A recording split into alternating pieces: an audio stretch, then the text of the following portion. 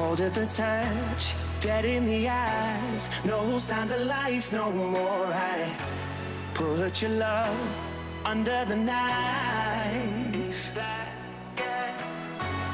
Leave me to die here all alone. No signs of life no more, no. A crying dove may never fly.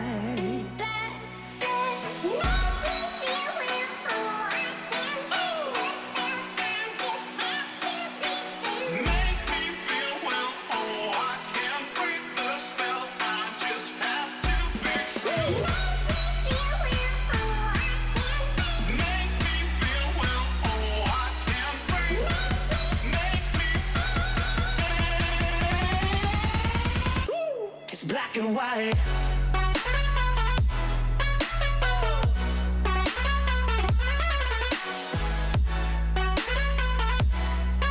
Yeah. Black and white. Oh, oh, oh,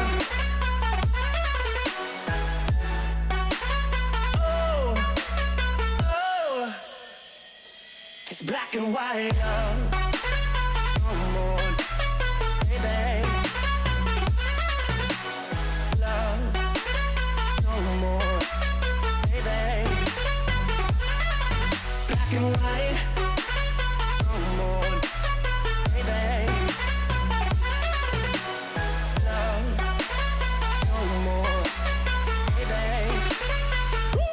Black and white, just let me go. It's only right. For all I know, it's only matter.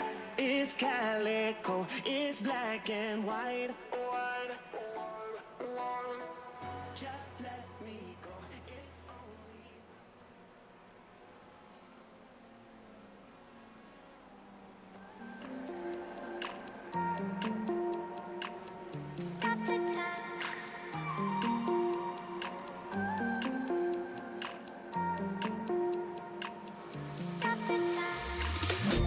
The time, cause I wanna freeze this moment, make it mine, hold you close, now my heart's wide open, when I'm with you suddenly I feel no pain, do you make it go away, do you make it?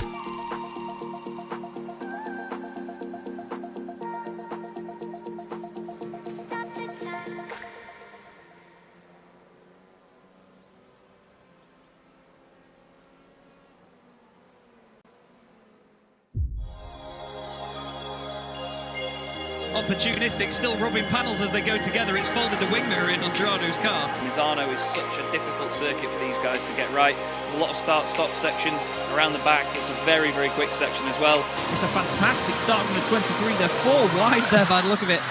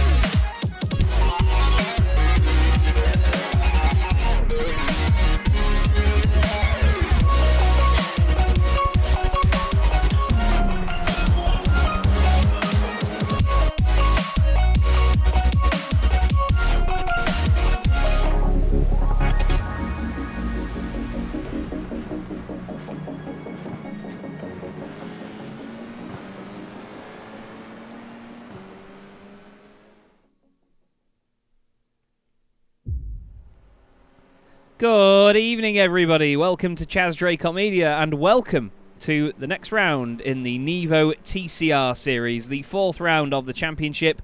We're about to complete the first half of the season, and it's great to be here at Watkins Glen, a circuit that's going to be a real challenge for our drivers tonight. Slipstreaming is the name of the game, and it's going to be a hell of a lot of fun. Chaz Draycott here in the commentary box with the wonderful Matthew Crisp alongside me once again. So far this season, Matt, it's been pretty predictable who's going to win these races, but we may have a bit of a change tonight, and the man himself, Taya Flatten, said the same last week. Yeah, we'll see. Good evening, Chaz. Good evening, everybody. Yeah, a classic American circuit. Yeah, as you say, at least at the front of the field, it's been rather predictable so far. But I see our championship leader's not here at the minute, so perhaps we're in for a couple of different winners. You never know. And I mean, it'll be interesting for the championship if he's not here, but of course we hope he's all right and hope he's all well, but it would be a shame for him not to have a 100% record this season. He has that so far, though. These are the championship points. Taya Flatten on 120 points. He's absolutely smashing it at the moment.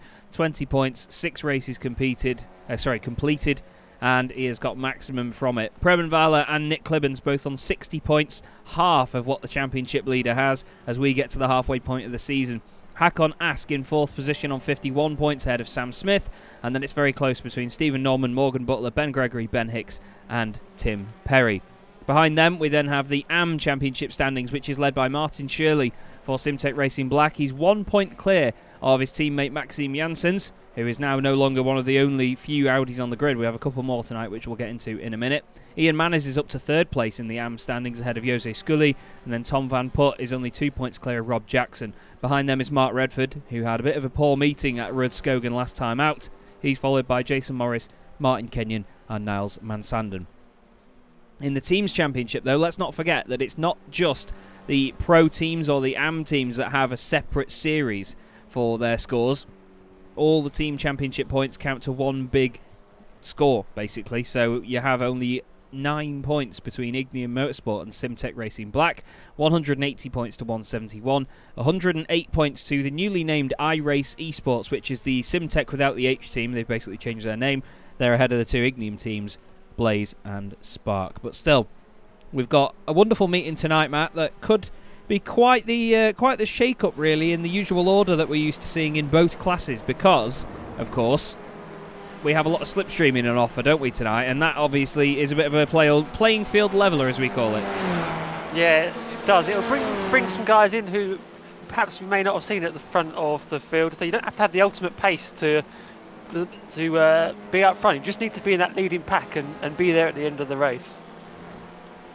Yeah, that's it. You just need to make sure that you're not the driver leading onto the final lap when it comes to the slipstreamy bits, as we call them. Now, I would show you the 2 new drivers that we have on the grid tonight, but they're both actually sat in the pit lane right now.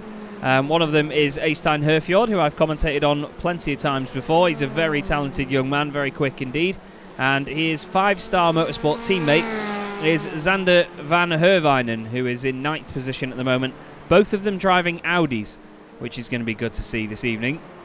I'm excited to see how they both get on with those cars. You can see the split on the left-hand side there. The 3 Audis in the middle of the field, actually. Anton Dupin, Van Herwijnen, and then Maxime Janssens. Maxime fastest in the AM class at the moment, 2nd in the championship there. But we've got a decent turnout again tonight. 21 cars on the grid this evening here, Matt. So a few more than we had at Rudskogen last time. And this is the sort of track where a lot of cars is a good thing, isn't it? Certainly isn't. Look at the gaps between them, man. It's 8 tenths covering that top 12 there. So yeah, we're in for a very close evening of action there, and it's good to see Ben Thames up there. We haven't seen him much at the front of the field so far this season. He was at the front all of last season, but didn't have the rub of the green at the start of the year. He's changed car, I believe, hasn't he? He didn't start the year in the Hyundai, did he? Started in the Audi, I think. So changing car, maybe just a reset for him. I think can't believe it. We're nearly at the halfway point of this championship already. Well, he signed up in the Audi originally, but he has been in this wonderful Elantra since the first race meeting. I think the change happened just before the championship got underway, so he's sort of still getting acclimatised to it. It's a gorgeous looking car, especially in the Flemish Sim Sports by Viraco livery, as he runs very wide off onto the runoff on the left hand side of the circuit. Now here is Xander van Herwijnen. He's not on the road, but He's still in the 5-star motorsport machine. Very interesting livery on these cars, with its shiny blue bits and its matte orange bits. But it certainly is easy to recognise. Now, he's been doing this a lot as well tonight. He's been blinking quite a bit so far, so hopefully that doesn't continue over the rest of the evening while he's racing, but we both know how difficult it can be when you're trying to race drivers closely. Here's two of the Simtech racing cars. This is Martin Shirley, and just behind him there is his teammate, and that is going to be, I believe, Rob Jackson in the 185 machine it is, and then behind them Tim Perry as well in the boosted SimSport Civic. Tim actually had quite a good meeting, didn't he, back at Sebring? Him and his teammate Ben had a really good run through the field. Yeah, he did the BOP. I think just bringing the Hondas back into it slightly. But yeah, you can see just like the teammates there practicing the slipstream, because that's not only that going to be important in the race, it's going to be very important in qualifying as well. You're going to want to you don't want to be leading the pack. You want to be tucked up in that slipstream, gaining almost free lap time down the straights here. Yeah, you do indeed. Here's a man that has changed his livery back to his normal one this evening. We had Martin Kenyon in the Yorkshire Gold livery at Rudskogen last time out. He's back in his normal Yorkshire T livery for Yorkshire T Sports, one of the best team names on the grid. We also have Tom Van Putt back with us as well in another wonderful livery in the Snail Speed Civic. Gorgeous looking race car. And you can see he's really throwing it about, and you can tell as well when he is pushing, because the car bouncing around and looks very stiff though, doesn't it, the Civic, whenever it moves around. A lot of the others, they seem to lean and wobble a little bit, but the Civic, I don't know, it just doesn't look like it's got much rebound on it, does it? It sort of hits the floor and just jiggles about. It does, the Audi's quite similar as well. It just bounces constantly, you're just bouncing constantly over the curbs, and then you've got high curbs here, particularly through the bus stop chicane. So yeah, it's a bit of an unpleasant ride, but it is what it is. There's Anderson Dupin here in the Flemish SimSport Audi. I think the Audis are going to go quite well here. The long straights, I think they've got a slight edge on top speed. So yeah, I think we could well get an Audi winner tonight. Well, if it's going to be anybody, you'd put your money on Eystein Herfjord so far, wouldn't you? Being top in practice by over 1/10 of a second. Looking good right now is the Norwegian driver. This is Ben Thanes, who once again, as Matt rightly mentioned, hasn't been quite up there so far this season, but after a promising championship last time out, you'd expect him to be further up the order compared to what we've seen so far from him. Can't believe we're already in the 4th race meeting of the season. It's been a very busy one indeed, but it's been great entertainment so far. I look forward to how this meeting pans out, and then of course the second half of the championship as well, and then the next round of the season is going to be a real treat for us, isn't it? Next time round we go to Belle Isle in Detroit. That's going to be tricky to say the least for these drivers.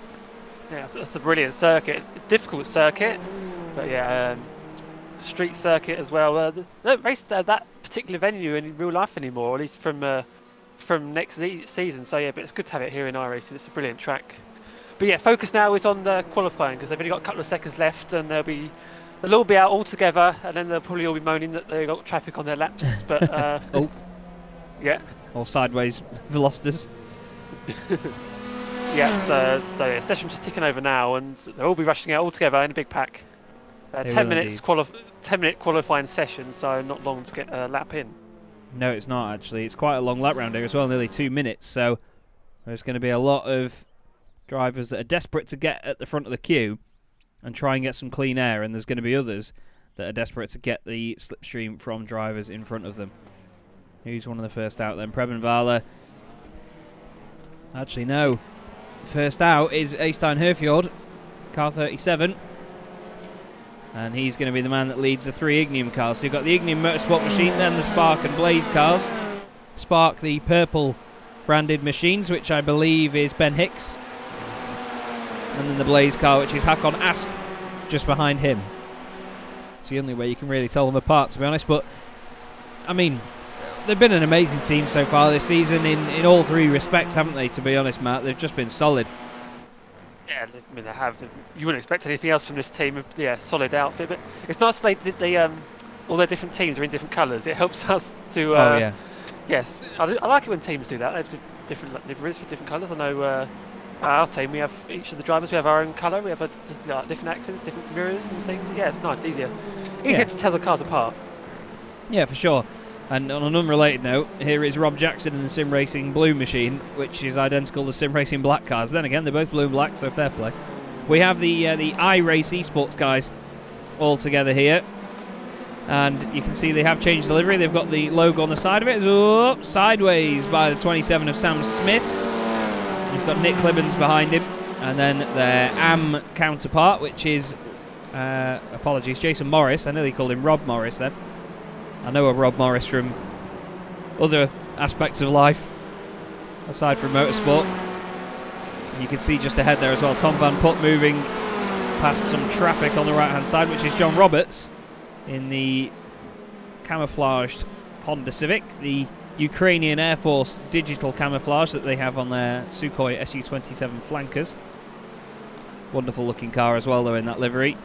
Now apparently Zander van Herwijnen is the first car to be close to setting a time, but for me that doesn't quite work. He's got cars in front of him here, so not sure where that's all come from. But Hicks is one of the first cars onto a lap, and he's the first guy to invalidate a lap by the look of it and all. And his teammates followed him as well, so yeah, unless that's a bit strategic from the pair of them to invalidate their first laps, fall back in the pack a bit, but yeah, see a bit of almost bump drafting here down the back. But you've got to be careful though, because if you get a 0x, you invalidate both your laps that will. So down into the bus stop, you've got to take a lot of this inside curb here. You've got to completely avoid it or take loads of it. There's no middle ground in that part of the circuit. Yeah, it's one of those corners where if you do take a little bit, it unsettles one side of the car too much. You need to sort of treat it like you want to get the wheels either side of it, don't you? It's like a big speed bump in the middle of the road, effectively. Yeah, and you can see, interesting that Prem Vale, they're not working with the rest of his teammates. He's going alone, he's doing his own thing. We saw, you said, the RAC Esports guys all in a line together with their, they think that they're going to be the fastest car out front, perhaps tone the other guys along. But this is where you want to be if you're Prem Vale, right onto the back of a car that you know is one of the fastest out there. Yeah, that's it, absolutely. After seeing the pace from Eystein Herfjord in practice, we know that he is going to be the man to beat, really, this evening. The livery might leave quite a lot to the imagination, but I tell you what, the pace certainly doesn't. And he knows that he's one of these guys, he doesn't have to mess about with a fancy livery or anything. He's just got to put a little bit of an identifier on the car and just go with it, you know. And it's that sort of confidence that I love. You can see the white windscreen banners on these cars showing us that these are pro drivers, and the white number boards across all cars, so that doesn't signify anything. But the other cars that are in the AM class, you can see two cars here actually, one with white, one with, it is dark blue, but it looks almost black, the windscreen banner on the AM machines. Just shows us from the front exactly what class they're in. Herfjord with a 58.214, nearly 0.2 of a second quicker than Preben Vale. Then we have Anton Dupin. Ben Thayens goes up there as well, nearly 0.4 of a second off on his first attempt. Martin Kenyon is the fastest AM driver at the moment, faster than Martin Shirley. Now Martin was amazing at Rudskogen, wasn't he? I'm expecting big things from him here because he was showing some fantastic pace last time out. Certainly was. His results could be even better if he didn't make such a poor start in that first race. So hopefully he's worked on that, and we'll see if that was a one-off, because he was incredibly quick. He was right out there with the pro guys. So yeah, we'll see if that's a one-off. If that was a one-off, or he does said last time out, it's just to be the new Martin Shirley going forward. And I mean, that could be what wins him the AM Championship. He is at the top of it at the moment, ahead of his teammate Maxime Janssens. Jason Morris goes fastest in the AM class though in the meantime. He's done a lap time of a 1:59.25, and there's actually identical times between Mark Redford and Reese Watt in the Pro Alloys Racing and JW Motorsport cars respectively, but I think Mark, to the nearest 10,000th of a second, is just a little bit quicker. So we wait now to see if anybody does any purple sectors at the bottom, but it seems only greens at the moment. Although I think I've got the same issue that we had with our Formula 4 graphics, where it doesn't show purple for purple sectors, and I really don't know why. It's set to show purple and it just doesn't. I really don't know why. It annoys me. Yeah, I'll say it's the same on my side, a couple of purple sectors, but yeah, on the timing screen it's green, but here's these two on the screen that are setting those purple sectors. Herfjord and Varlays, they come into the the final corner now, they will definitely improve. But Varley looks like he's dropped back a little bit on this lap, or is he just setting himself up for the next one? Because as the session goes on, the tyres will get more and more coming up to temperature, and you see there Herfield, just a couple of tenths ahead, but Varley might actually be in a better position for this lap. I've tried to change some settings to see whether I can get it to do it, and it's I don't know. I still don't know why it's not doing it, but at the end of the day, I think we'll have to just deal with it and maybe find out another time. But still, these two close together on track is quite the interesting prospect, to be honest with you, because they could very, very easily swap positions and give slipstream to one another. They might still be working together. They are countrymen at the end of the day. They're all very friendly with each other, these Norwegian drivers, so this could actually be, in a strange way, these guys working together. Yeah, so if I was Herfield, I wouldn't want somebody right on my bumper for the whole session. So yeah, you might be right, that maybe they are working together. I'm trying to just see. Sorry, I'm still fed up about the about the magenta thing and it not doing the right colours. But still, I'm gonna try and move on past that. I find it hard to drop things like this. At the moment, though, it was actually a purple sector 1 by Preben and not just a green one. So it's clearly going to show that the qualifying thing at the bottom is not working. But he has done a purple sector 1. It's still a personal best. Yeah, purple, that's very true. Yeah, something. Yeah, I'll give you that, mate. Yeah, I like that. Yeah, that's completely. I'm not sure they're going to improve actually this time around. They're not. I mean, there's a couple of greens, a couple of purples, but nothing setting the world on fire. Ben Thanes is still. I'm not sure if he's being towed around. He's in 3rd place, but he's not far away, 2.5 tenths away at this moment. But these top two come over the line, and it's an anxious wait where we wait to see what their lap times are. Yeah, 28 thousandths of a second between them. Varley improved, but not quite enough to take pole. Yep, 28 thousandths, 78 thousandths behind is now Ben Thanes. Maxime Janssens has gone to the top of the AM class once again with a 58.720, and moving up the order there goes Irvine, and Ben Gregory goes 4th fastest, the fastest Brit at the moment for Boosted Simsport. He pulls over to one side, and there's loads of improvements coming in. Martin Shirley has gone fastest for Simtech Racing Black in the AM class. Mark Redford's improved, so too has John Roberts, Ian Manners, Tom Van Putt. Loads of them going quicker and quicker here. Sam Smith has gone 5th fastest with his previous lap time. Nick Clibbens is 6th, then Hervinen is down in 7th again. Tim Perry's up to 9th. And let's not forget, because this is classed as a heat racing session, as soon as the timer runs out, that is it, isn't it? At least you saw a lot of guys pulling over to the side of the track there, knowing that they're not going to get another lap in. But yeah, as in practice, look how close it is. Say the top 11 comes by a second. We've not had it this close all season long so far, and the slipstream is a big part of that. So we're going to be in for really, really close races. We are indeed, and I hope it continues to be this close. It's always great entertainment from this championship, and to be honest with you, we don't think that will change anytime soon either. We see here the number 27 machine of Sam Smith for iRace Esports. He's not on a fast lap at the moment, though. He's just completed his session now, and this is, if anything, just a bit of a chill out, isn't it, on his way back round. And it's one of those moments where you know that you've done all you can. It's not really easy to then think, oh, well, what if I could have done more? You've just got to sort of accept it and move on, haven't you? Yeah, you just got to look. I mean, at least in this track, you can with the draft, you can move more. It's easier to make your way to the front. It's not like the pack's going to get spread out too much, but yeah, so that's qualifying over, and Herfjord is on pole position on his debut. Fantastic debut indeed. Cars 37 and 36, Eystein Herfjord and Preben Valle on the front row. Ben Thanes and Ben Gregory make it an all Ben row 2. Then it's Sam Smith and Nick Clibbens and all iRace Esports row 3. Xander van Hervinen is alongside Ben Hicks. There's no relation there, unfortunately. They break the symmetry. Tim Perry is 9th with Martin Shirley rounding out the top 10. And then behind them in 11th and 12th position. Oh, okay. The graphic just seems to have disappeared for me. Thank you.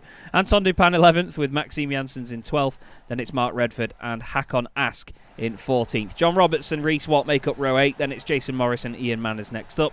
Tom Van Putt is 19th ahead of Rob Jackson, rounding out the 20. Then we have Martin Kenyon and Niles Mansanden at the back of the grid. You know what's coming, Matt? Anybody you've got your money on that isn't Eystein Herfjord? Oh, the man in second, Preben Varley. He's finished second every race he's contested so far. So let's see. Can he go one better this time?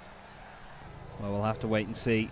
Nobody else has won a race this season except for Terje Flaten, and he is not here to take the start of this one. I'll have to just wait now for everybody to make their way to the grid. We've just got 3 or 4 cars that haven't quite lined up yet. We've got Jason Morris and Niles Mansanden a bit further back. iRacing's camera's deciding that it's going to do whatever the hell it wants. Sam Smith is missing. He's going to pop in just on the middle of the shot there. There he is. And we're about to get things underway then. So, the 7th race of the season in the NEVO TCR Series from Watkins Glen is underway. Plenty of wheel spin on the right-hand side of the shot, but it looks like a nice tidy start by Eystein Herfjord. Preben Varley goes with him as well. Eystein confident enough to move all the way over to the left-hand side. Ben Gregory and Ben Thayen side by side. Gregory around the outside in the Veloster. Looks like the Elantra is going to run a little bit wide, but no, gives him just enough room. Now we need to be careful on the exit here because there's a big pinch point as everybody comes back on the circuit, and there's some nasty walls that close in very, very quickly. John Roberts has had a good start and moved up 2 positions, but near the very front, it's Battle of the Bends for 3rd place, and they've got the 2 iRace Esports cars just behind. Yeah, clean start there, and heading up towards the bus stop chicane. You can see already Sam Smith lifting out the front, so they're all going to form up into a line here. And he got very sideways. It's going into the bus stop. Oh no, he didn't save it, and that's going to go in the wall. Oh, he only just about goes in the wall as well, and I think there's more shenanigans. John Roberts has been off the circuit, so too is Hakon Ask. Hakon's gone straight on over the chicane. He's going to have an almighty slowdown for it. Seems like the stutters are back again. They've been all right before now, but John Roberts has had a slowdown penalty, and Sam Smith has carried on somehow. But that was... he almost saved it. That would have been an absolute miracle, wouldn't it, if he would have saved that one? He almost did, but it's just flicked back the other way. But up front, yeah, Herfjord and Varley. As I was saying, they're all going to form up into a line now. Perhaps these two are going to try and break away. They were working together in that qualifying session, so I don't expect any passing moves to happen just yet, but it will towards the end of the race. It will all start to kick it off then. Certainly will, mate. You can see them getting closer and closer together. Preben Varley is just staying with him, isn't he? He's just filling the mirrors at the moment. He's making sure that he doesn't do too much to upset the entire rhythm of the pair of them, because at the end of the day, if they've got a chance to break away here and split away from the slipstream of everybody else, then they will take that chance. But they know that Ben Thayens is very, very quick indeed. We know that he's very quick indeed, especially in that Hyundai Elantra. Maxime Janssens, 3 places gained, continues to lead in the AM class. Just ahead of Mark Redford though, 4/10 of a second between the two of them. We go on board with Mark Redford now. Down towards turn 1, Mark's putting his nose down the inside, just having a look. Either that or he's defending from Anton Dupin, because Anton is very close to the back of him. Have a look here, and there he is in the Audi. And at the end of the day, Anton's in a different class, so it's within Mark's best interest to maybe just let him go here. And hopefully he could be like a key to open the door and getting past his main rival in front, which is Maxime Janssens. Somebody hit the wall there, didn't they? I was going to say, I thought somebody just glanced at the wall there. Easy to do, the front wheel drive car, the front's washing out. But Mark Redford's not going to let Anton Dupin by. He's defending this one. Yeah, he's working hard. Either that or he's getting very enthusiastic about having a look at the car in front. We've got Reece Watt in 3rd position in the AM class at the moment. He's gained 4 places from where he started. He was down in 16th position as Anton Dupin goes down the inside of Mark Redford. Anton makes the move. And down the inside, nice and tidy. Lovely stuff. Good space given there by Mark as well. And then look at that, Mark back down the inside again. Is he going to overdo it? Is the contact? No, somehow he gets it stopped, but Anton's going to carry the speed around the outside. He's going to have the run on the exit. Now, it's worth reminding everybody that you don't get points for overall position in this championship. You get them for your position in your class. So Mark really isn't gaining anything by battling him here. If anything, he's losing a little bit. John Roberts is trying to get past Tom Van Putt. Now, he is going to gain if he manages to carry on moving forward, because Hakon Ask is only a few places ahead of him. There he is, car 99. There's a big old queue in front of him, isn't there? It's a massive, massive train of cars just ahead. They've had purple sectors actually coming in from Nick Clibbens. He's done the fastest lap of the race. Yeah, certainly has, and I think it's all going to close up. It's all going to close up as you see there. Ben Thanes is with the top two now. They're not able to break away as we thought they might have been able to. But yeah, Ben Thanes fastest lap of the race, 58.7. He's closed right in there, and he's right in the fight now. Yeah, he's really close to the back of the pair of them. He's got a front row seat. Now I'm wondering what some of these guys are going to be like with fuel, because we know that drivers in sprint championships like to fuel the car as light as possible and have it splutter across the line. But this is really, really close, and I'm not sure if these guys are going to be lifting at this point of the race. I think maybe they just want to try and break away as a trio from Ben Gregory. As in behind, Ben Hicks is side by side with Nick Clibbons. He's gone down the inside. He's on the outside for the second part. Then on the inside again as they get into the carousel. Tim Perry puts his nose down the inside. Nick doesn't want to give him the room. They're leaning on each other, nearly a touch, kissing wing mirrors, and then they go through the exit. They need to stay apart. Really good defending that by Nick, to be honest with you. He could have lost 1, 2 or even 3 places, but he only lost the individual one. But now Tim Perry gets another cutback as they go down towards the toe of the boot. He's going to try and be late on the brakes. Nick is a bit later. You could see the main difference there. Behind them, Zander van Herwijnen. Well, he's got a great front row seat for this, hasn't he? He's got a great view. He did.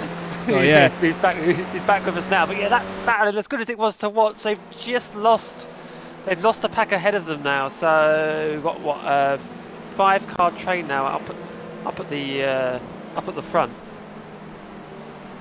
Yeah, there's a few battles further back as well. If we look back here, we've got Sam Smith with Rob Jackson, Niles Van Sanden behind him. Sam, of course, making his way back through the order due to his earlier incident. We didn't really get too much of a look at that, actually, because it didn't really show that he'd even been off the road. Because it was all runoff, it doesn't count as grass, so it didn't actually say that anyone had sort of done anything untoward. There's a kiss of the grass. I tell you what, he nearly has it saved as well. It flicks the other way, doesn't it? Goes completely around, and then there's just a little... Well, I say little, you know that. In a real car, that's actually quite a hit, isn't it? Yeah, it certainly was. Could have very easily ended up out of the race there, but yeah, he's carried on. But he's running down in 19th position at the moment. But yeah, this battle for 5th place is really hot. Who's going to come out on top coming into the bus stop here? Ben Hicks is ahead. Which side is he going to go? Is he going to defend, or is he just going to let Nick Clibbers blast past? Tim Perry looking for an opening. Yeah. Clibbers gone to the inside. Bit of bump drafting here from Tim Perry, NASCAR style, into the bus stop. 2x2 here, and Hicks round the outside. Yeah, that was a great move to hang on. Oh, he's gone deep on the exit though, and down the inside into the carousel. Oh, Nick Clibbons has a look. Tim Perry can't make anything of it as well, but the queue is getting longer behind them. Fantastic stuff though. Great idea that from Tim Perry to push Ben Hicks, because it meant that a lot of them didn't all get held up as Ben now goes sideways into the boot section. It's a bit naughty by Clibbons. There was a gap that very quickly closed and he did not want to concede one bit. Tim Perry tries to carry the speed around the outside. Now, can he make that one work? There's grass flung everywhere as Zander van Herwijnen glitches in and out thanks to his connection. And Tim Perry's made it work there, Matt. That's a fantastic move in fairness, but Ben Hicks is now got to defend. He's like, right, you hold these boys off. I'm just going to carry on. Cheers. Yeah, well, he's got to the front of the pack, but by the bus stop he may not be. But yeah, still side by side behind him. Oh no! 3 wide. Yeah, I was going to say that one's not going to end well. But yeah, and the Ignium car there getting forced. Ben Hicks getting forced out. Now he's midway through the pack. Well, when you were starting to come out with a word that began with an F, I was just going to say I agree before you finish whatever word it was, because no matter what word started with F, Ben Hicks was just that. But to be honest with you, Maxime Janssens that's Anton Dupin. Well, he's absolutely pancaked it against the wall there. He's absolutely slapped it off the barriers and carries on. But Maxime Janssens, I was going to say, has got a front row seat to all this, but needs to be careful in case he manages to get caught up in it almost by accident here. Because if it suddenly all backs up into him, he's going to have to be ready for it. We need to look back at the front because there's still battles going on. Preben Valder has dropped away by about 6/10 from the back of Eystein Herfjord. Ben Thayens is then right with him in the Flemish Sim Spots by Viraco Hyundai Elantra.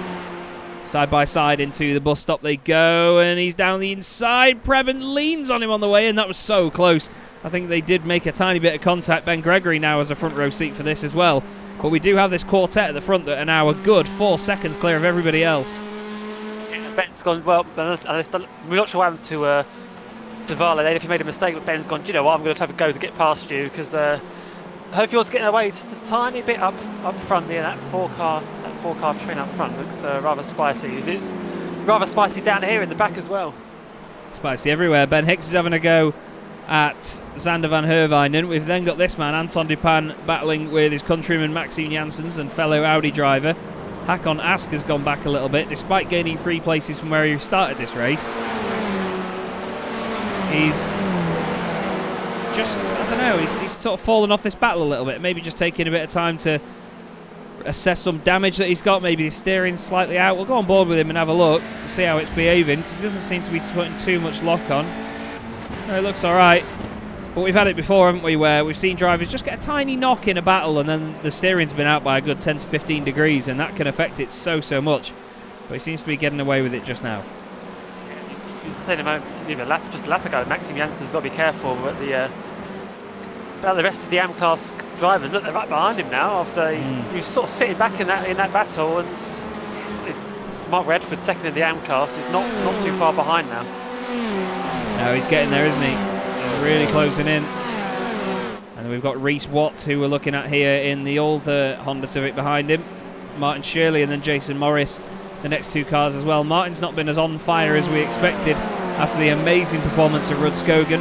Tom Van Putt is defending from Sam Smith from the iRace Esports team as they go back up the S's once again. But back to the front, Ben Thayens and Preben Vala continuing this battle with Ben Gregory in a front row seat. Let's look at Preben all over the curbs and all over the grass there. Finding those limits, yeah. Yeah, he's pushing, but the gap is extended. It's 1.2 seconds. He's out of the draft range now, and you can see how hard he's trying to get back in there. And Ben Thayens pressuring him all the time as Mark Redford side by side. Reese Watts got him. Can't be around the outside of there, surely. I think Mark had an issue, you know. I think Mark's been off the road or something just before issues this. Ahead there. Oh, that's a hell of a save, and there is a tiny touch. But yeah, you're right. There were some issues just in front of them, weren't there? As Anton Dupin hits the back of Zander van Herwijnen. He did jump in and out because of the connection issue. And we have seen that there is a lot of blinking going on. We've got this sort of Audi civil war going on now. It's still going on as well, and that's Maxime Janssens, and Maxime does not need this. Leading the AM class at the moment, needs to manage to find some clear space so he's not under attack, but all of the time Reese Watt is with him. Yeah, it's so unpredictable if they've got a car ahead. It's blinking, he runs slightly wide, the door's open. We don't need that camera angle anymore. No, Reese Watt's down the inside. Sensibly back. We'll go back to it. Oh, so difficult to go side by side through here. Gives him a tap in the tail, and that brings Mark Redford back into it. Well, Reese is certainly bringing the energy. Get it to this one. Gives him a little bit of a tap. Mark Redford now moving around in front of Martin Shirley. I think Mark might have had a slowdown penalty or something because he's moved over to the side and Martin's got quite the run on him. Let's see if we can catch what happens from here. Martin's around the outside at turn 1. Mark's still in front though. Just about gets rid of the overlap. Then you've got Jason Morris and John Roberts side by side. John in the pro class trying to make his way back up through the order. Side by side down the back straight here. Somebody's got to yield it. Every time we've seen a car go side by side through the bus stop chicane, you hold your breath, don't you? So side by side through there once again. Ben Gregory's come through. Where did he come from? Oh, phenomenal. He's absolutely mugged the pair of them off. Let's have a look. Oh, there's contact on the way into the bus stop. And Ben says, thank you, mate. Round the outside. Cheers. See you in a bit, boys. Love it. Love that by Ben Gregory. Brilliant stuff, and he's pulling away from the two as well, as they're absolutely having at it, those two. We've got Rob Sutherland in the chat saying, come on, Bram. Bram's not racing, sorry, mate. We've got Maxime Janssens leading this train of AM cars. You can see John Roberts in the middle there with a white windscreen banner, part of the pro class. But Maxime Janssens doing a great job at the moment. Just about holding on. I tell you what, it's been a hard race so far for Maxime, but has done everything right up to this point. So too is this man, by the way, Eystein Herfjord, on his debut in the championship. He's going to continue the 100% win record for Norwegians if he manages to win this race as well. And is that the stat we're going for? Is that the stat we're going for now? Yeah, 100% Norwegian victories. Anton Dupin's done a purple sector 1 on this lap. Oh no, that's Zander van Herwijnen. And I think maybe he's got damage or something, or he's hit the wall there. either way, Stack- sorry. So you're stacking up all the AM class drivers, and it's given the top two, Watt and Janssens, a bit of a break there. And he's pulled into the pits, so yeah, I wonder if he hit the wall and it's taken too much damage to carry on. This is the battle for the lead in the AM class. Maxime Janssen's trying to hold off Reese Watt, and Reese is all over the back of Maxime right now. This is an electrifying battle. Up through the S's they go. Reese still putting on the pressure. He's turning up the voltage. He doesn't know which way to go. So left or right, Janssen's here defending the inside now. When you go around the outside of the bus stop, you get the inside for the next part, but it's so risky because the car on the inside can track out now. He backs off the moment. If it was the last lap, I can guarantee you'd have kept his foot around the outside and risked it. Oh, definitely. I don't think many people wouldn't have, to be fair. Sam Smith has made up a little bit more ground here as he's overtaken his teammate Jason Morris for iRace Esports, and he's now closed in on John Roberts. We've got Simon Price in the chat saying, evening, late to the game. Has anyone been booted in the boot yet? Well, yeah, there's been a few little nudges here and there, but, I mean, if we round it up, to be fair, Matt, it's been a very clean race so far. Brilliant action so far, but the draft keeping everyone in the battle, particularly in this AM class. This is the position switching all the time. It has been pretty phenomenal. Really good fighting going on, and there's good fights all the way through the order as well. Tim Perry has started 9th in this race. He's actually up into 5th position right now. He's ahead of Nick Clibbens, but only by a couple of tenths of a second. Biggest mover in the field so far is actually Hakon Ask. I was saying before that he wasn't really doing a great deal, but started 14th and he's now up into 8th. Let's not forget the top 6 get switched around as well. So in the second race, the top 6 will be reversed on the grid. So if you finish in 6th, where Nick Clibbens is right now, you'll be on pole position. We've got Neil Stevenson in the chat. Good to see you, mate. Saying, come on, Bram. Again, unfortunately, Bram isn't racing tonight. I don't think Bram's racing all season. Yeah, I forgot about the top 6 reversal. So we've had enough action. First in the grid as well. Me and you, I'm going to cope this second race. Very true indeed. As always looks like Maxime's gone way too hot into the first corner there, but doesn't always seem the case. We've got Paladine in the chat, my teammate from Circuit Superstars at VR Autosports. Good to see you, mate. Is there an easy way to distinguish between the classes? Yes, the windscreen banners. If you look here at Sam Smith's car, it's got a white windscreen banner, and the rest of them around it have got the dark blue windscreen banners. The white ones are the pros, and the dark blue ones are the AMs. And you can also tell by the car, by the little stripes on the left-hand side as well. We need to look back to the front because there's a battle still going on here between Ben Thanes and Preben Vala. The two of them clambering around all over each other once again. Hyundai on Hyundai, but it's Veloster trying to overtake Elantra. It's the short, chunky boy against the lonk, spiky boy. And Preben continues to put the pressure on. Yeah, we've got the larger Elantra in the Veloster sandwich here, haven't we? We have, yeah. It's a big, thick sandwich, to be fair.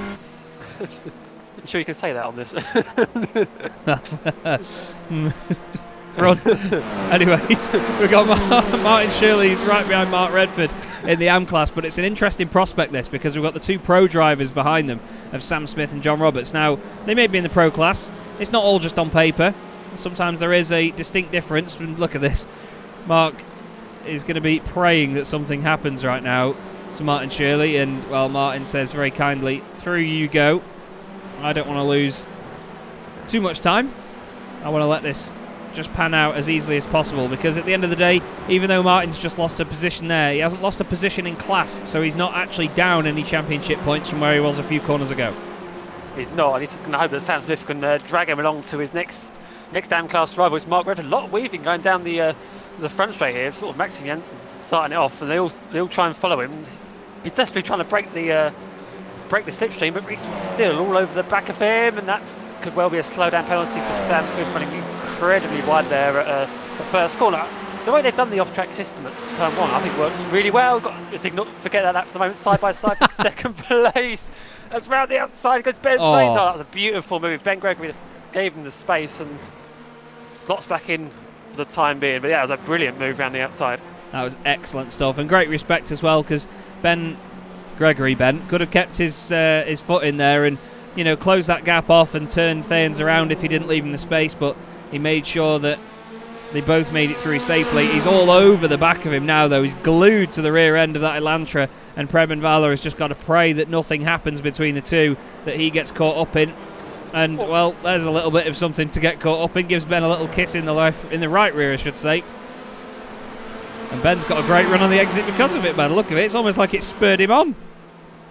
Give him a push to get him a better exit out the corner. Yeah, but I think he's going to be sensible. He's going to wait until the straight up towards the bus stop chicane. It's the best place to overtake here. Well, you say that. He's still trying to get side by side with Ben Thanes at every opportunity that he can, but this is great touring car racing once again from the NEVO TCR Series here at Watkins Glen. We've got a battle in the background as well. We've got Tim Perry and Nick Clibbens right together, and then behind that you've got Ben Hicks, Hakon Ask and Anton Dupin in a trio. And then, I mean, look at this lot. As all of these guys come out of that hairpin, Sam Smith has made his way past Mark Redford now. You've just got to wait for John Roberts to be the next car to go through. But John not making the progress that Sam has. Sam, of course, is actually down 7 places from where he started this race, unfortunately, after his earlier incident. But it's Maxim Janssen still leading the AM class. Eystein Herfjord still dominating the race. He is 4.7 seconds clear of whatever the heck this is at this point. Looks to me like Preben Vala has not quite got the pace at the moment, or is it just him holding back for this part of the circuit, do you reckon, Matt?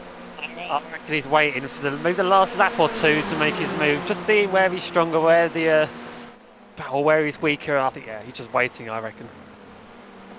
Ben Thanes cutting a lot of the grass there. Look at that. He really straight lines the bus stop, and all of a sudden Preben Vala is all over the back of Ben Gregory now. You can see the little scuff mark on the front left-hand side of the car. John Roberts has just got past Martin Shirley. I believe he's done that at the bus stop. John's done a purple sector 1 as well on this lap, so he's certainly flying. But this is the most prominent battle at the moment in terms of which positions it's for, because it's the final podium spots. And of course that's in the pro class and overall as well. Hakon Ask and Anton Dupin are side by side. Hakon's on the inside. Anton tries to get some sort of cutback, runs into the left rear corner of the Veloster. Nearly adds a second door to the left hand side of it. And now he's all over him once again. Anton he's a very exciting racer to watch, is Anton. He's always got something up his sleeve. Right now Hakon is defending this nicely. Certainly is, and we're going to have a couple more laps, 2 more laps, I reckon. Yeah, 2 more. Yeah, after this. Although it depends where Herfjord is on the circuit. But I think 2 more laps of this. So yeah, they'll be planning their moves. Where are they going to make their moves? Are they going to wait till the last lap, or I don't know? Racing myself, always you get a bit of an anxiety. Like, do I really want to wait till the last lap, or do I want to go before then to see if I can break away? But yeah, fast left the race for Ben Thanes. He's absolutely on it at the moment. He's going to try. His main aim is to try and break away. He'll think he can, but the others think they're in the best position, being behind him and be able to slipstream and pass him potentially on the final lap. Yeah, that's it. You get slipstream anywhere up to about 1.5 seconds in cars like this. It's quite impressive because they are quite chunky machines that punch quite a hole in the air as well.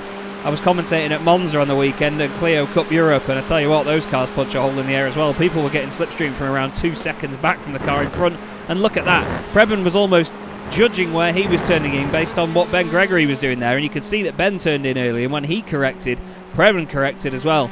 It looked like it scared the life out of him. Either that or it was just the initial turn in of the car, but certainly moved around a lot. Hakon Ask is now having to defend for his life from Anton Dupin. And he's going to be praying that his teammate Ben Hicks can help him out here and take some of the pressure off. But this is a great little battle, and one of many great battles that we've already got going on tonight. Just hope that none of them end in tears, because you and I both know, Matt, that onto the final lap, tempers can flare and people can start just knowing that their time is running out to make moves. And I don't want to use the word desperate, because it doesn't get desperate, but it gets a little bit more last chancey. Yeah, you go for the move that perhaps you'd never would have done under normal racing circumstances, but yeah, as you see, Reese Watt still, I'll say he was still close to Maxim Janssen. He's actually got a car between him and himself now, and his class leader is what he did. Reese Watt's trying to. Watch Mark. Mark Redford there. With, Sam Smith got past that. And up the inside goes Mark Redford. And Reese is trying to get on the power as early as possible to carry the speed around the outside. He moves over to the left, gives Mark a bit of a kiss. Nothing untoward there. It was just Reese just trying to get off the grass. Obviously, he was on the power. And they're very close together still. Oh, no. Now that was a little bit more untoward, and he's clipped him, and they've both gone in the barrier. Oh, it was very scrappy from Reece Watt. He didn't need to turn left any more than he already had done, and Mark Redford has got a very, very damaged car, and I think Reece is potentially waiting for him. But Mark's got to go straight back to the pits. That was poor, I must say. Wasn't what we wanted to see, that, was it? Certainly wasn't, but we're on the final lap now. As we're oh, sorry, this is even further back. We'll take a look at it. Redford got up the inside, coming up towards Reece Watt, sideways, a bit of Netco contact there on the straight there, but Mark drifts out slightly wider. There was just about enough cars with there, but you know what? I don't think Reece turned left. It looked more like Mark turning right there, to be honest. It was like Mark wanted to sort of squeeze him to the inside into that final corner to make sure that he closed off Reece's line, but I don't know, because he naturally go over to the left there. But that's one for the stewards, I guess. Now we've seen exactly what happened. Preben Varla is all over the back of Ben Gregory still here, and up the road Ben Thanes is gone, hasn't he? Certainly has. Yeah, Varla's not been able to make this move so far in this final lap, and he's really running out of opportunities now. Only a couple of corners left to go. Is indeed, and there's only a couple of corners left to go for this man. Eystein Herfjord was announced last week that he'd be joining the championship from this round onwards. I was very excited to see it because I've commentated on him quite a lot before, and I know he is very, very quick. Another Norwegian joins the championship. Another Norwegian tops practice. Another Norwegian gets qualifying pole position done and dusted. And as he comes around the final corner, it's another Norwegian that becomes the second race driver to take a win this season, other than Terje Flattenen. On his debut, Eystein Herfjord wins at Watkins Glen. Phenomenal drive. Ben Thanes is second. Ben Gregory gets a podium outright ahead of Preben Varla. Nick Klibbens is going to beat Tim Perry to the line. He gets him by the time the race is over. Amazing stuff. Very well done. And to take the win in the AM class once again, Maxime Janssens finishes 11th overall. Martin Shirley gets second. Great recovery to finish ahead of Jason Morris, who I think gets his first AM podium of the season. Very, very well done indeed. I will confirm that very quickly. And yes, that is Jason Morris's first AM podium of the season. Well done to Jason. Yeah, brilliant stuff. Brilliant racing up and down the order. Yeah, but what can you say? Pole position, race win.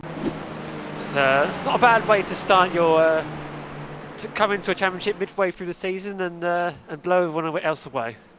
Yeah, phenomenal stuff that. He won by 4.3 seconds as well, did Eystein Herfjord. Very well managed race. Just soaked up the pressure in the early stages, didn't he? And then just disappeared once he got into his rhythm. And that's exactly what we've seen Terje Flatten do, isn't it, really? He's going to have to deal with the reverse grid now, but obviously it's not a full reverse grid. We only reverse the top 6. So we're going to have Tim Perry on pole position in the boosted SimSport Honda Civic. And it's not the first time either that car is going to be on the front row this season, because I think he was right at the front of Sebring as well, wasn't he? Yeah, I think he was. It seems to be a couple of times. Yeah, he's even last season I seem to remember he was somehow always in the position for a reverse grid. But yeah, we'll see. Maybe this time he can get a top result.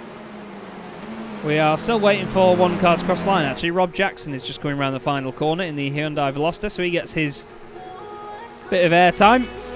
Cross the line goes Rob, and that will now complete the race results. So we'll have a quick look at just how that all finished in just a second. There is the Sir Jackie Stewart grandstand with the wonderful graphic on the back of it there. Nice that iRacing model things like that, isn't it, really? Let's have a look then at the results of that first race of the night. Eystein Herfjord takes his maiden win in his maiden race in the championship. Ben Thanes finishes in second position. Next up was Ben Gregory. Great podium for Ben. Really good fighting. Nice opportunistic manoeuvre as well in the halfway point of that race. Then we have Preben Varla and Nick Klibbens rounding out the top 10. A good first result for iRace Esports after the name change. Then it was Tim Perry and Anton Dupin, with Hakon Ask in 8th place, Ben Hicks in 9th, and Sam Smith makes sure it's an all-pro driver, top 10. Maxime Janssens wins the AM class with John Roberts in 12th, Martin Shirley second in class ahead of Jason Morris in 14th. Then it's Ian Manners just missing out on a class podium. Niles Mansanden 16th ahead of Reece Watt, and then Tom Van Putt. And then behind them we had Martin Kenyon. Mark Redford did finish the race, apparently 1 minute and 22 seconds down. Rob Jackson 21st, and then Xander Van Herwijden unfortunately retiring from the race after the connection issues that he was having earlier on. Well, they kept us busy in that one for sure there, Matt, but That was an absolutely solid performance, wasn't it, by our eventual race winner, Eystein Herfjord. Yeah, it certainly was, and it's interesting to see now how he deals with the reverse grid. As you said, it's not a massive reverse grid, but top 6, you're going to be in the pack. I mean, we've seen Teo Flatter so far this season make it look easy coming through from that that position, but it might not be so easy this time. No, maybe not. Well, we'll have to wait and see. Matt and I are just going to take a quick break, everybody. Just going to make sure we get our drinks topped up, get ourselves hyped up, and we'll be back for the second race of the night very shortly. We'll see you in a few.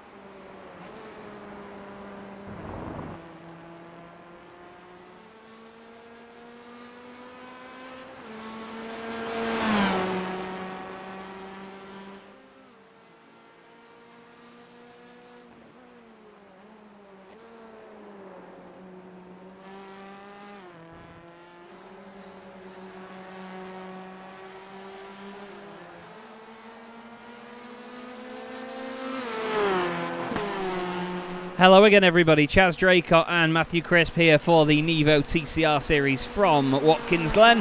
Hope you're enjoying your evening so far. Just had a quick break to make sure we've got a drink, have warm-up done and dusted, and we're going to get geared up for the final race of the night. Any quick words before this one gets underway, Matt? It's been a good night so far, hasn't it? Yeah, don't go anywhere. I think it's the it's going to be 25 minutes of action coming up. So here we go then. This is going to be your grid. It's basically race 1 result with the top 6 reversed. Tim Perry on pole position alongside Nick Clibbins. Then it's Preben Vala and Ben Gregory on row 2. Ben Thayens and Eystein Herfjord, get it right, Chaz, on row 3. Then it's Anton Dupan and Hakon Ask with Ben Hicks and Sam Smith rounding out the top 10. The rest of the grid will filter through. Now, what do you reckon in the AM class? Do you think Maxime Janssens can hold on for another win here? He certainly looked like he had the pace in the first race. It looked like he got slightly compromised by a couple of those pro cars. So yeah, I reckon so. But you never know around here. The draft is so powerful. Somebody could get ahead of you, and all of a sudden, before you know it, they've got a break of the draft and they're way ahead of you. So difficult to say, but I reckon he's got the pace. That's for sure. Certainly does. He's proven many a time already that he can be a winner in the class. He's got 2 race wins this season, 4 podiums in the AM category. I'm sure one more is not too far away. Tim Perry on pole, Nick Clibbens alongside, and the 8th race this season in the NEVO TCR Series from Watkins Glen is underway. Looks like a really good start from Estein Højfjord, I'm not going to lie. He got a really good launch off the line. He's ahead already of Ben Thanes. He's on the right-hand side of your shot there, nearly side by side with Ben Gregory, who nearly goes into the back of Preben Valle. But it all looks nice and tidy at the front. Let's see how they get on further down the order. Is anybody running really wide? There's Ian Manners, who we've not seen much of tonight. Looks really nice and tidy from this point, to be honest, Matt, but they've got to go up the tricky bit now, up the hill. It's a real pinch point here, but Tim Perry's made a good start. He's in the lead of the race still, but they're all going to be charging behind him. He's punching the hole in the air for everybody else coming up towards the bus stop. He's indeed. They're nearly 3 wide there as around the outside. Nick Clibbens decides to break early. Preben Valle has to be wise to it. What's everybody else doing? Estein Højfjord's way out wide, and he's going to go straight on. He's going to get a slow down. Needs to be careful with the rejoin, and he is. Gets onto the brakes. John Roberts has gone up 2 places from where he started. He's having a good getaway. Mark Redford's up 4 spots from the very back of the grid. There's quite a bit of damage on his car, though. He's clearly had a hit in the rear at some point. Either that or the team didn't get it fixed between races, because let's face it, they had 5 minutes. But still, nice tidy start as well. Car's out wide. That's Tom Van Putt, and he's put it in the wall. Got away with it though. Yeah. Like a tiny bit of damage on the... Oh, that looked very strange. So that was Rob Jackson into the wall as well. Yeah, I'm not sure what happened there to Rob, but car just went hard left. Flipping it looked like they were already behind safety car. Then they were coming that slowly up over the hill.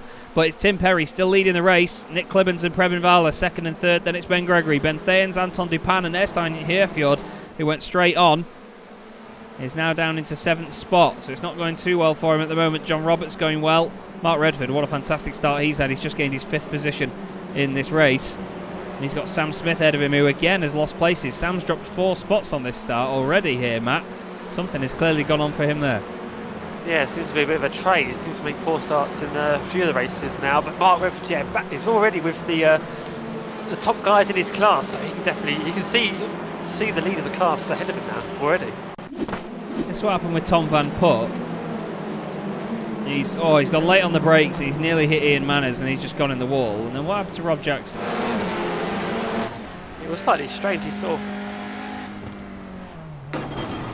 It was very strange. I was going to say sort of hardware failure, but he sort of looked like he was purposely drove it that way. I think what usually happens when the wheel sort of still moves around like that is it's not the wheel disconnecting, but maybe the wheel and a lot of software obviously bases it off whatever display you've got coming out. So often if a monitor goes off or something like that, sometimes if it's in VR especially, if your VR freezes or your VR dies, it's like the car carries on like normal, but obviously there's no inputs, you don't steer, so he might have just let go of the wheel at that point. Sam Smith and Martin Shirley are both out of the race. They've had a big old crash down at turn 1. Let's have a quick look what happened here, because something is kicked off. So Martin Shirley is run wide, Sam's gone down the inside, and he's just got together with him on the exit, and oh wow, it's like they both stayed in the throttle. Yeah, that was a big old hit. Damage didn't quite reflect how big of an incident that was, but yeah, Martin Shirley went in a little bit deep to the first corner. I mean, he's as wide as he can really afford to be in. Yeah, Sam Smith just didn't give him the space on the exit. Now I tell you who got lucky there as well was Martin Kenyon. Watch this. If we go on board with Martin here, you'll see the incident. There's Sam going down the inside on the right of his shot. They just come together, head over towards the wall. Martin's gone very wide, and then watch this. Oh, that's a close spot. Certainly, well, you don't really want to be out that wide anyway, but Tim Perry's still leading the race, and Preben Valle is up to 2nd place now. He's gained a position on Nick Clibbens on this lap. That's indeed. Looks like Ben Gregory just grazed the wall slightly there. Estein Højfjord is now up into 6th position. So he's got past Anton Dupin, and you've got Ben Hicks, Hakon Ask and John Roberts. Maxime Janssens still leading the way in the AM class. Only just, because that's Jason Morris right behind, all over the back of him now as they go out of turn 1 and then back up the hill. Yeah, and Maxime's got the same problem we had in the first race. He's got the Pro Class cars. He's right in the thick of the Pro Class battle. Yeah, and that's the thing. He's quicker than some of the pros at the back of the field as well. So it's a tough scenario. You know, like when you see cars that are getting lapped by cars that they're actually almost as quick as, sometimes quicker than. you've got that horrible dilemma of not knowing whether to let them go and compromise your own race, or just go for it and think, well, stuff them, it's their problem, they're not as quick as you. Yeah, and Preben Varla's taking the lead of the race there, and presumably that was going into the bus stop. He's got ahead of Tim Perry. Yeah, he has indeed. Tim now losing a spot. Let's have a look at how that happened, if we can find it. It's just going to happen on the way into the bus stop, isn't it? Nice and straightforward. Does Tim back out of it? Oh, he doesn't. Oh, wow. That's commitment by Preben, that. Fair play. Yeah, it certainly was. To have faith that the car on the inside is going to back out. Otherwise, that would be Preben who would lose out in that situation. And he's now going to try and break away, isn't he? Because we've seen Preben's pace before, and we know that he's the man that can, if it's not Taylor Flatten that's going to be doing it, he's going to be flying away at the front as Ben Gregory makes a mistake, and Nick Clibbins makes a mistake, and Ben Thayens goes down the inside. Nice move that on the inside. So yeah, those top two are going to try and break away. I think Tim Perry, he would have known that Preben Varla is probably the quicker out of the two drivers. Sensible thing to do is to let him go and potentially those two break away at the front. To go over the line, you see, unsurprisingly fastest lap of the race for Varla, 58.4. Ben Gregory still holding his own well, he was. He was in third place, but he'll get away with that for the moment. Got a big train behind them all as well. Look at them, very evenly spaced as they go up over the S's. Gotta love it. We'll see what the blimp camera's like around here as well. Look, there they go through the S's, but even when you look further back, it's still quite evenly spread between all of them, even ahead as well. Look at it. Fantastic stuff as they make their way down the back straight into the bus stop. Now watch the accordion effect here as they pop out behind the trees. They all close up on one another, and they're all going to spread out again as always. That car around. Someone's hit the wall. No one's gone off the road though, apparently, so it's all right. No, it might have been blinking there, I think, from... Unless the car bottomed out on the curb. It could also be that, as we can see in the AM class, we've got Van Sanden and Ian Manners side by side. Also got Martin Kenyon watching this as well from right behind. Watching the two Elantras do battle from the Honda Civic. With this big raspy sound. Up towards the toe of the boot they go, and it looks like Ian's got this done, but Niles has got his nose back down the inside, has he? Ian carries the pace around the outside. It's a nice little move that actually. It's very easy to do in comparison to a lot of other places where you wouldn't expect anyone to be able to carry any speed around the outside of a corner. Yeah, you really can hang it out there. We go back towards the front. Nick Clibbins, he's got Herfjord down behind him. Herfjord, he got that slow down penalty on the first lap through cutting the bus stop chicane. He's slowly making his way through, just picking them off one by one. You'd say based on that first race, he's got the pace to get back to the front, and he's got long enough in the race to be able to do that. As indeed. Even Taylor Flatten in the chat as well saying, watch out for Herfjord, he will end up on the podium. Trust me, mate, I believe you. He's like Taylor 2.0 at the moment. Maxime Janssens moves to the right-hand side in the AM class there to try and break any sort of slipstream to Jason Morris. Side-by-side in front there between John Roberts and Hakon Ask. He's not going to ask him twice, is he? That's for sure. As they go right together now, the S's once more. On the fifth lap of this race. You can see there the two white windscreen banners and then the two dark blue windscreen banners showing you which cars are Pro, which cars are AM. You can see that at the top of your screen and on the timing tower on the left as well, who is in what class. Now we've got a battle going on here between Ben Gregory and Ben Thayens. They were both fantastic to watch in the first race, and they're still fantastic to watch now. Look at that, how close they are together. Ben Thayens just getting in front, and that wonderful rainbow-coloured boosted machine still dancing around behind the Flemish Elantra.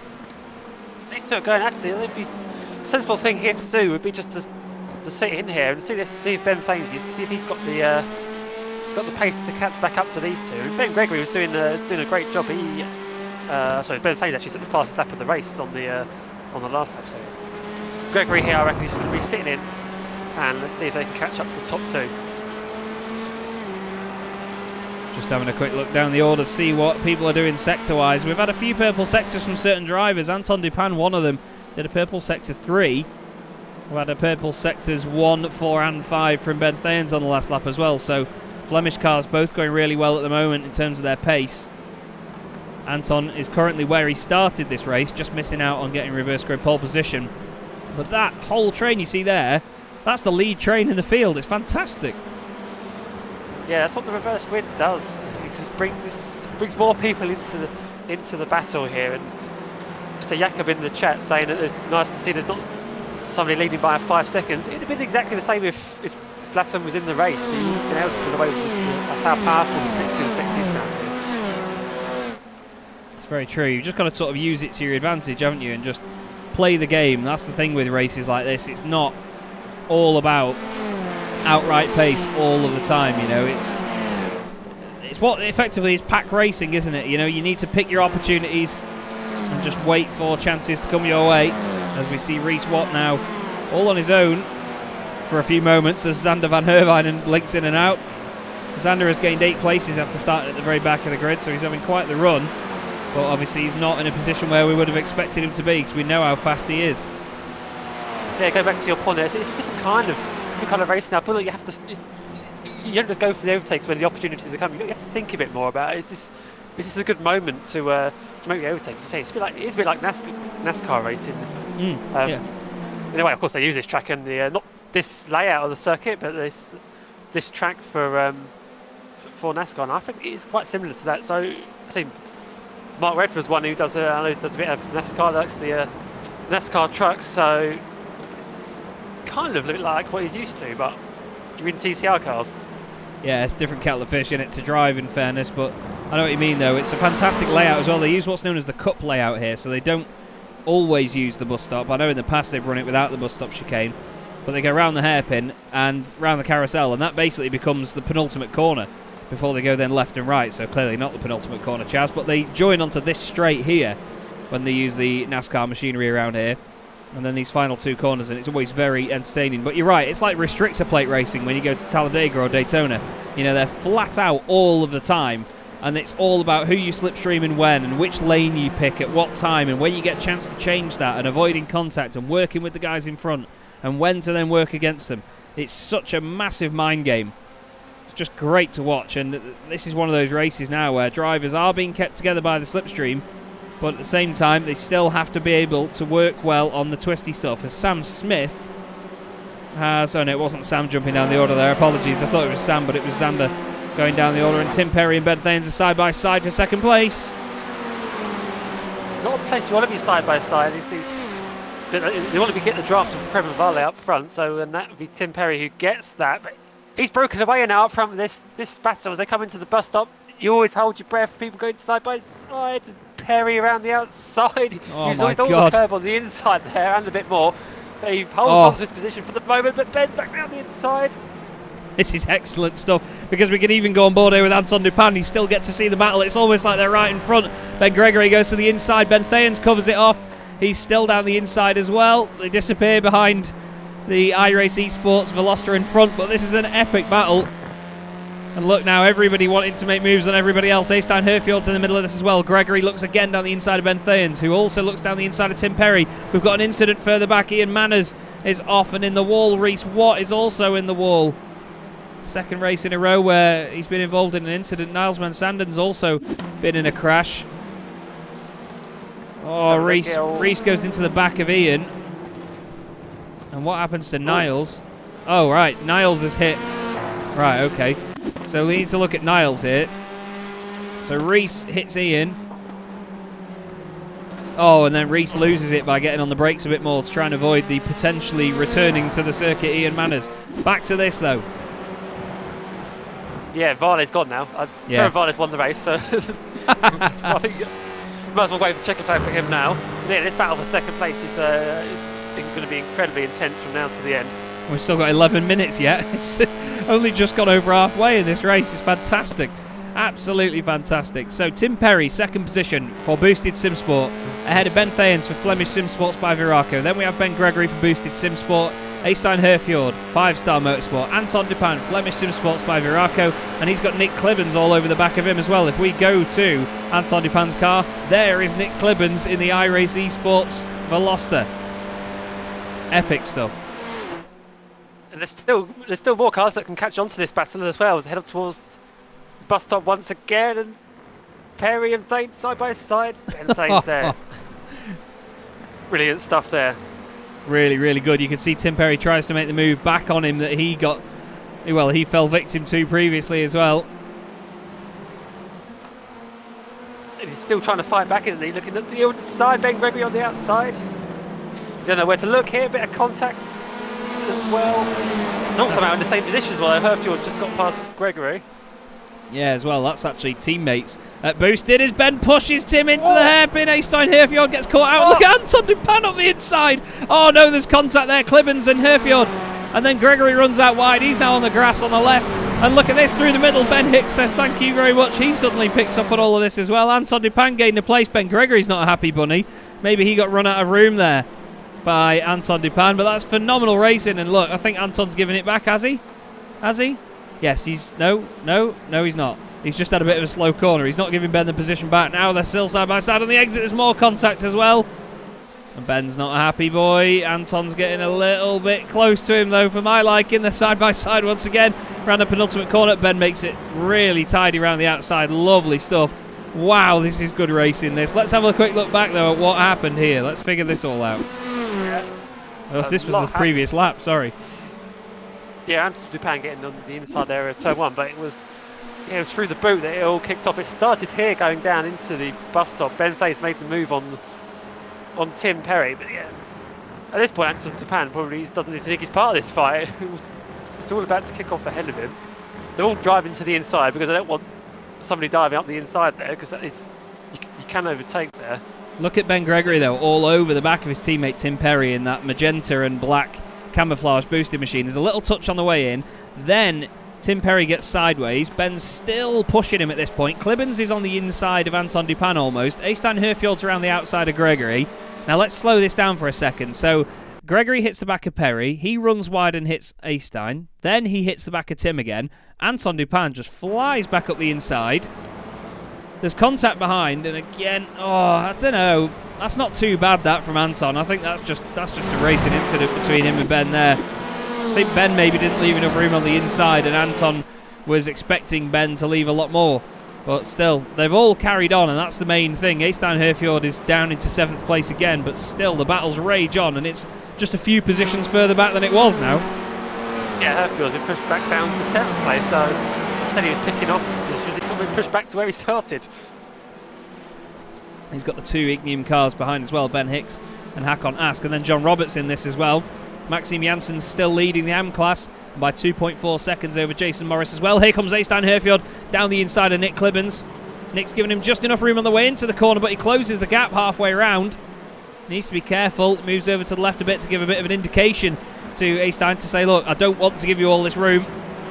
And again, they're very close to one another. They need to be so careful as they come into this part of the circuit, because you go one way then the other. You've got to manage the weight transfer. Eystein gets a bit of a cutback now. He's going to be on the inside for turn 1. That's lovely driving by the Norwegian. He gets ahead, then he doesn't, then he does again. The timing screen goes nuts for it. Eystein Herfield later on the brakes gets in front of Nick Clibbens. Lovely move. Yeah, nice move there, and hopefully they'll tuck into the draft, maybe push each other on. I said we could wait for checking back from Preben Varley, but Ben Flames was 0.6 of a second quicker than him on the previous lap, so this one isn't done yet up to the front. Certainly isn't. Preben Varley doing a great job, but yeah, you can see the gap isn't 3 to 5 working days, is it? It's less than a second now, actually, back to Ben Thain. So Ben is going to start getting the slipstream more and more. If he can just keep this gap around the same sort of time, we could see our 3rd different race winner of the season and our 2nd different race winner of the night, which would be really good for the championship and great for Ben as well, because all we've been doing really is complimenting just how quick he can be, and we know that he needs a win and he needs the point to really prove that, doesn't he? Yeah, he certainly does. He deserves it. He's an incredibly quick driver, but yeah, he's visibly the amount of time he's gaining on Varley here. It's going to be so interesting to see who comes out on top in this battle. Into the final section of the lap they go. We're not far off hitting 20 minutes of this race completed now, and it is still very close together. Great touring car racing once more from the NEVO TCR Series, and this is only still the halfway point of the season. This is the 8th race out of 16 that we have this season. 8 race meetings. Next week, 2 weeks time, we're going to Belle Isle in Detroit, and then after that we go to Zandvoort as well. So we've got some fantastic circuits coming up where the drivers are going to be put to the test, especially when it comes to giving space and making sure they don't have crazy dives down the inside. Here is Maxime Janssens doing another amazing job here, actually, Matt. Really flying well at the front of the pack, and he's got a good, decent advantage over Jason Morris, 2.5 seconds back. Yeah, he's managed to break away from his rivals in the AM class, and he's still mixing it with the pro cars. I think if this was a single class championship, I think he'd be mixing it in with those guys, but he just, every time he seems to cut to him, he's just hanging back slightly, sort of about a second behind them. It's worked for him in this race because he's got a couple of seconds, I should say, over his nearest class rival. This guy doesn't. Preben Valle leading the race now. It's less than 0.3 of a second back to Ben Thayens. Ben is looking really good right now in that Elantra. He's certainly making it work around here. And in a way, no disrespect to Preben or any of the team or anybody that's driving it, but it's kind of nice to see that the Veloster is not the invincible car it was at the start of the season. You know, it's pretty bomb-proof. It was untouchable. But now Ben is showing that if you're good enough in the Elantra, you can fight with them. It's a shame we don't have Morgan Butler back on the grid with us again tonight, because Morgan was battling with these Velosters even when the Elantra was nowhere near as on the pace as it is now. But look at that from Ben Thayens. The confidence on the brakes seems insane. He's closing up loads and he manages to carry a similar amount of speed through the corner as Preben Valle. It's absolutely awesome. It's going to be a huge advantage because he's not going to have very long to. He's going to get 2 laps to get this move done. I wouldn't like to call this one. Me neither. It's 21.5 minutes by the time they get into this hairpin. It's just under 2 minutes for a lap as well. So it's going to be a close run thing if these guys cross the line. Actually, no, sorry, that'll be 3 minutes left. So yeah, we're way underneath that. I've done the maths the complete wrong way around here. So we are going to be definitely coming on to the final pair of laps. Penultimate lap of the race. Tim Perry still ahead of Ben Gregory. I'm amazed after the contact earlier that those two are still up there. There are all the top 10 and then Maxime Janssens, but we need to stick with this. The battle for the lead with 2 laps to go. Ben Thayens is now going to close right up in the slipstream on the back of Preben Valle. The gap at this moment is 0.35 of a second. See if we can bring up the... Oh, I've not got it actually loaded, apologies. We can't bring up the graphic that shows you the gap live, but I can tell you now it's 0.15 of a second. Now it's 0.10, and now it's less. Side by side into the bus stop. Ben Thayens on the inside. Can Preben Valle carry the speed around the outside? He turns in. There's a tap. Oh, they both go sideways and Ben's off the road. Oh, no. He didn't give Ben the space on the way in. And unfortunately, it's that tiny tap that's upset the Elantra. And now Tim Perry says thank you very much, but he gets squeezed to the inside by Ben Thayens. And suddenly, Ben finds himself still fighting, but once again with Ben Gregory off boosted. Yeah, this battle for second is going to be absolutely explosive. This final half of that, yeah, that's such a shame for Ben. Then let's take another look at it. He was on the inside, finally around the outside. Ben just moved across a tiny bit, braking on entry, and yeah, there was just a tiny contact. Yeah, that's the thing with the way the rear end on these cars can just swing away, and the front end cannot hang on enough to completely pitch itself back in the right direction. It's such a shame, but it seemed like, yeah, to me, Ben just sort of straight lined it a little bit on the brakes. You know, he slammed on to get it ready to turn in, and the car just didn't respond with the front end. I'd say Preben was leaving enough room, but yeah, unfortunately, I think that was just one of those moments. But still, we have this epic fight with 1 lap left to go. We've got so many cars all together. We'll go back to the Blimpy Boy camera because you'll see just how close it is with all these cars. There is another one in the picture as well. Ben Hicks a little bit further back, but yeah, this is 2nd, 3rd, 4th, 5th, 6th, and 7th position. Where do you want to be in this pack on this final lap going up towards the Buster? That's the main overtaking opportunity. Yeah. I think here, right here, Eystein Herfjord, 4 cars in front. There's probably enough to fill the road if they go 3 wide, but if they do, there's going to be a big old mess at the bus stop. He's got the opportunity here to choose a train of traffic to follow. Let's see what happens.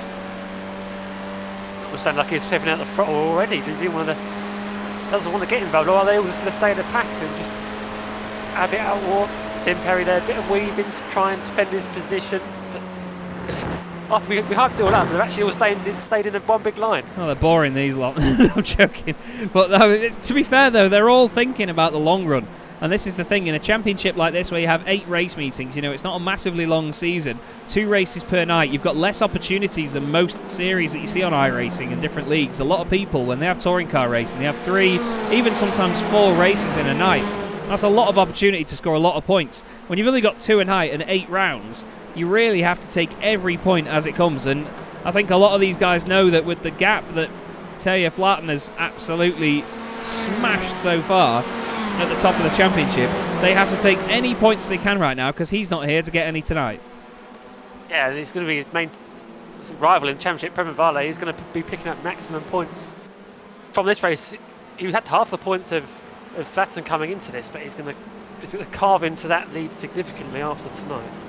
He is indeed. After the first race, he would have got 10 points, and then he would have got 20 from this one as well. So another 30 of the 60 that he's behind at the moment, taken out of that chunk. But round the final corner he goes, and it's his first win of the season, and it's still a 100% Norwegian win record in the championship. Preben Vale wins at Watkins Glen. Ben Thayens gets a great second place out of Tim Perry, a podium for Boosted Sim Sport.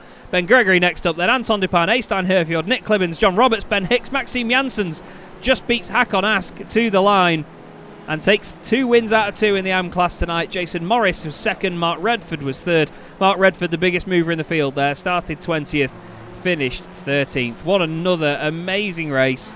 Not many retirements in that one either, to be fair, Matt. That was a phenomenal night of racing, that. Certainly was very clean, needs to say, very few incidents, but yeah, Preben Vale. I said he was going to win the race about halfway through, and I got a bit worried. Ben Thayens, he'd be kicking himself slightly, but at the end of the day, he went for it. It didn't quite work out, but he still finished his second, so it'll be interesting to hear from him. Hopefully we'll hear from him in a few minutes. Yeah, definitely. It's always good to hear from the drivers and see what they thought of that. Tom Van Putt crossing the line after his earlier incident. He is the final driver to cross the line, I believe, and finish the race. No, actually, we've got Martin Shirley still out on the track, so we'll give Martin some airtime. Another Simtech Racing machine that unfortunately fell by the wayside earlier in the race and has left sort of scrambling around at the back of the field, but he's still going to finish the race and he's still going to pick up some all-important positions, or all-important points, I should say, because I think it's as long as you finish in the top 10 in your class and you get championship points. So Martin here with this position is going to finish 8th in class, so he's going to pick up 3 championship points for his troubles. Yeah, every point matters in the come the end of the championship. Can you believe it, Chaz? We're halfway through the season. It only feels like the other day that we started this season. Does indeed. That's unfortunately Martin's worst finish of the season so far, but he has scored points in every single race, and that's part of the reason why he's right up there in the standings. But we do have our race results, and we can have a quick look now at exactly how all of that panned out. Preben Vale takes the race win. Ben Thayens in second place, still wasn't far back by the time the race was done. Tim Perry gets on the podium outright, and Boosted SimSport teammate Ben Gregory finishes the top 4. Then we have Anton Dupin with a top 5 finish ahead of Eystein Herfjord. Didn't move anywhere from where he actually started the race, but he had a very busy time on the way there. The results sheet there is certainly one that does not show how that race was for him. Nick Clibbins was 7th ahead of John Roberts in 8th. Good to see John recovering and getting a top 10 again. Ben Hicks 9th, and Maxime Janssens rounds out the 10 and wins the AM class. Hakon Ask was 11th, just missing out there on 10th position at the end. Jason Morris 2nd in class for iRace Esports, and Mark Redford gets a podium in AM. Then we have Niles Mansanden and Martin Kenyon. Reese Watts was only a couple of seconds back. Tom Van Putt, as we saw him crossing the line there, with Martin Shirley, the last car, on the lead lap. Xander Van Herwijnen retired from the race with 1 lap to go. So too did Ian Manners. And then Sam Smith and Rob Jackson were out early on in the race due to other incidents. So it's about that time of night again, Matt, where we wrap things up and decide exactly who we should have a chat with. By the look of it, well, we've got a couple of very important guys waiting to have a chat with us. Who is it that you think we should grab in first? Grab our race winner from that last race, shall we? Preben Vale in first. Yeah, we definitely should. We want to grab him in and have a quick chat. Preben, welcome to the commentary box, my friend. You must be quite happy to finally get that breakthrough victory for this season. I'm a very happy man tonight. I'm not prepared for this race at all. I struggled in race 1. It was an uphill battle against both myself, my head, the car. I just couldn't find any rhythm, any pace. I don't know what to say really. I'm surprised that I was that far off from what I usually am. And then in race 2, I decided to be,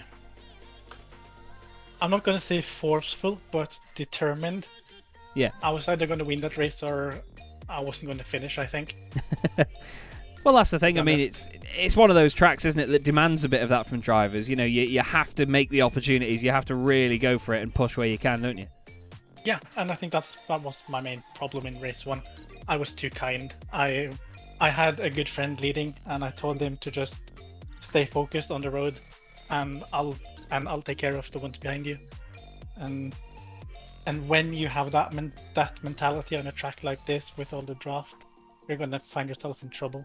And I did in race 1. Well, it certainly was an entertaining one that kept the field very close together with all the slipstreaming. Now, throughout a lot of that as well, it was all just about keeping your eyes forward, because on a track like this, when you have so much slipstream, do you worry a lot about the cars behind you, or do you have to just sort of think about it and crack on moving forward without any sort of fear in the back of your mind? In race 2, I didn't. I didn't pay attention to anyone really. I knew Ben was coming. He was extremely quick tonight. But I also knew that his only chance to pass me was into the bus stop. And I had decided that I'm going to go to the left-hand side.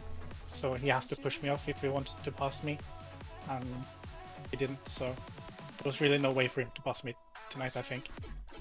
Well, we were certainly on the edge of our seats waiting for it to happen, but it was a great battle all the same, Preben, and of course, well done on the race victory. Great to see you finally get that win after being the bridesmaid so many times to your teammate Taya Flatten. We knew that you still had the pace to do it, mate, and it's good to see it. Is there anyone you'd like to give a shout out to?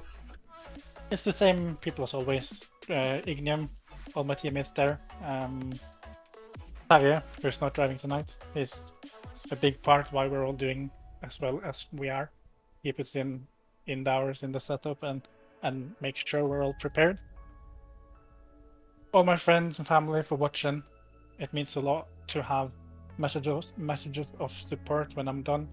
It's very good. And as always, my girlfriend, who, as I say every time, lets me sit in this room for up an hour.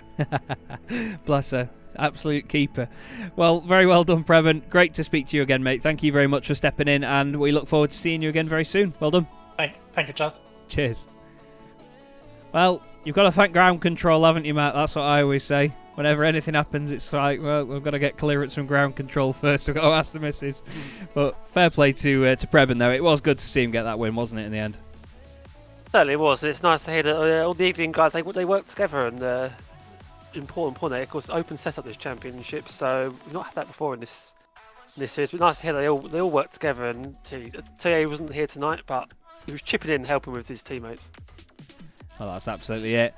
We move on to have a quick chat with the man that finished that race in second place after a hell of a battle and a great run through the order. Ben, great to have you with us, mate, and it's nice to see you back up the front of the field again. Matt was saying earlier tonight that it's where we'd normally expect to see you. What is it that's changed? Is there something that you just sort of started to click with the car or something?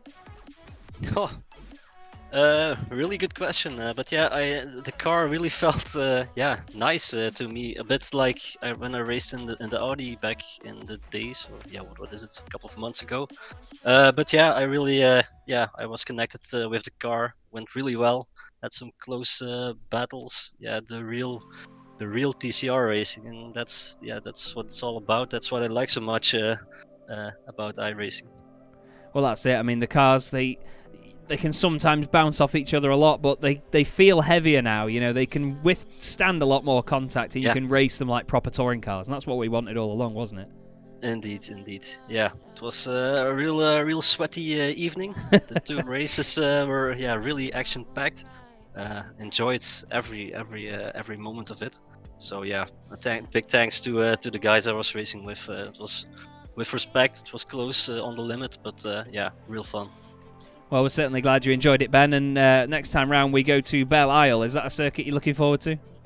I think I have to buy it. So. Oh no. Yeah, we'll see. You know, I don't have much time for racing, so I only race like 3 hours a week when NEVO is racing. So fair play. I'll try to put some effort into Belle Isle. Well, I'm excited to see how you do on 3 hours of practice around Belle Isle, mate. I'm just going to say that. Either way, it's great to have you back in the box again, Ben. It's been a long time since we've had an interview. Is there anyone that you'd like to give a quick thanks to? Yeah, my mate Anton Dupont for supporting me, and of course the team Flemish Simsport by Veraco, the sponsor, and my wife for taking care of the kids tonight, because it wasn't easy. Well, fair play, mate. Well, always good to speak to you, Ben. It's an absolute pleasure, and we look forward to seeing you again soon. Yeah, same, Chaz. Thanks. Cheers, man. Lovely stuff. Again, you got to thank ground control, but Ben Thanes, like he said, you know, he just connected with the car tonight, and that just completely changes your evening altogether, doesn't it? Just when you have that connection with the car. You almost feel like you're unstoppable at times when that happens. I can't describe the feeling when everything's working for you. Well, you know in yourself when everything's working, and it shows in the results. I've never had that. I've never just had a night on iRacing that just works, to be honest with you. This man did, though, at the start of it all. Eystein Herfjord joins us in the box. Eystein, good to have you back with us, mate. Great to have you in the championship, and, well, great to have you on the top step. That went to plan, didn't it? Yeah, I guess it did. I mean, during the first race, the battle behind me sort of ended the race, I'd say, and then for race 2 it was, you could see that I haven't driven TCRs in probably a year, so it was a bit messy, let's say, but I mean the racing overall, I didn't think the racing was going to be that good on this track, but some of the moves that was made especially during race 2 for me, that was insane to watch. I mean, the move Anton did into turn 7 there, lap 8 or 9 or whatever. That was it was so good. It was really, really fun to be back in TCRs. Well, I actually saw your comment in the Discord channel as well. As soon as the race is finished, everybody, Eystein put in there, Anton, that move into turn 7, effing frame that and hang it up. like absolute belter, and it was, wasn't it? He just flew it up the inside. Yeah, it was fantastic. I didn't really believe it at first, but then because I was on the outside there and he sort of slid out into me a little bit, and then he just smashed it behind or through us too. So that was really good, really good. Well, that's the fun of TCR racing, mate, and obviously we look forward to having you back with us. Are you here for the whole season then from now on? Yeah, I think so. Hopefully it doesn't crash with anything, but I mean, I plan on doing the rest of the season. Well, we look forward to that, mate, because you've been a great addition to the field, and so too is your teammate. We just, of course, hope he has a bit of a better evening next time out. Is there anyone you'd like to give a shout out to while we've got you? Well, I kind of have to thank everyone in Ignium actually this time, because we were on voice chat with both Preben and Ben Hicks, Håkon. So it was good fun, and I also have to say hello to my mom and dad, of course, because they're always watching when I do these races. So hello to them, and lastly, you guys. I mean, the broadcast you put on is always fantastic. Thank you very much, mate, and hello to mom and dad as well if they're watching. Hope they've enjoyed the show. I'm sure they'll have enjoyed watching their son win a race as well. So top notch, mate, top notch. Yeah. We'll hopefully speak to you again soon then, Eystein. Enjoy the rest of your evening, mate. Yeah, thank you. You guys too. Cheers. What a top guy as well. Really good fun to speak to. We are going to move very quickly on, though, because we need to interview a driver that we've not spoken to really that often, to be honest. And after 2 race wins tonight in the AM class, Maxime Janssens is going to be very, very happy indeed. Maxime, welcome to the booth. And first off, well done. That was amazing. Well, thank you. Hello, Chaz and Matt. It was fun to drive here. A bit of a terrible qualifying when I tried. I messed up the first corner. Then that was already 1 lap down, and then tried to pick up behind some cars to get drafts. But in the end, it was better that I would just focus on myself instead of trying to get a good draft. But yeah, happy with the start and the rest of the race, obviously. And it was important tonight as well that you scored a lot more points than your teammate Martin Shirley, so it puts you back in the championship lead again. That must give you a lot of confidence going into the second half of the season. Yeah, for sure. But I rather had him in second place again in the race 2, so we were gonna do well in the constructor championship. Yeah. Because Terje wasn't here this night, so it was an opportunity for us to climb up in front of them. But yeah, it is like it is. He still got 2 points, so I'm happy for him that he's still got some points, and we'll see for the rest of the season. And speaking of the rest of the season, we go to Belle Isle next time out. Is that a track you enjoy?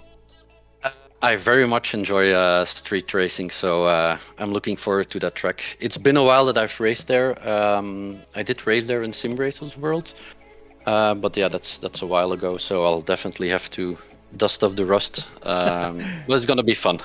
It certainly will be, mate. It certainly will. Is there anyone you'd like to give a quick thanks to while we've got you? Well, just the team, and obviously Jacob for putting up with us and the TCR racing. But it's a very nice season. Everybody's chill and relaxed and happy. So I hope that gives him a boost to host a second season. So let's see about that. And Martin Shirley, he's doing a cracking job with me for Simtech Racing. So I'm happy to have him by my side. We push each other to a better level. So that's what it's all about. Beautiful stuff. Well, it's always a pleasure to speak to drivers that have had a good night, mate, and you've certainly had one of those. We hope to see you do well at Belle Isle, but for now, enjoy the rest of your evening. Yeah, you too, guys. See you next race. Thanks for broadcasting. Thank you very much. See you soon. Bye-bye. And there we go, Matt. Another night complete, or another absolute belter of an evening, I'd say. That was phenomenal racing tonight all the way through, and, I mean, 99% of that was very, very clean racing. Top-notch.